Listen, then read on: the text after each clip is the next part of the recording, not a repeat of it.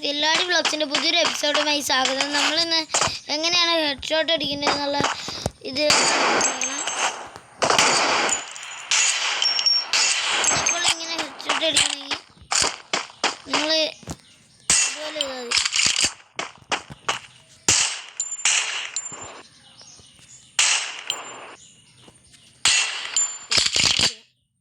എൻ്റെ സെൻസിറ്റിവിറ്റി നിങ്ങൾ യൂസ് ചെയ്യണം. General 100, red dot 93, 2 into scope 82, 4 into scope 47, sniper scope 73, free look 100. പിന്നെ എൻ്റെ ഈ കസ്റ്റം ഹെഡ് യൂസ് ചെയ്യണം. ഇത് നമ്മുടെ ഫയർ ബട്ടൺ ഏറ്റവും താഴെ കൊണ്ടുവച്ചിരിക്കണം. അതിൻ്റെ സൈസ് 41 ആക്കണം.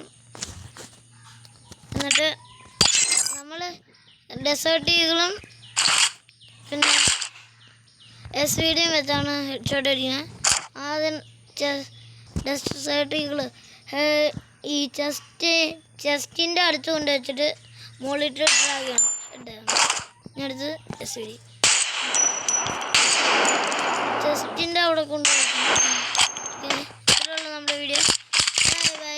സബ്സ്ക്രൈബും ലൈക്കും ചെയ്യാൻ മറക്കല്ലേ. ടാറ്റാ.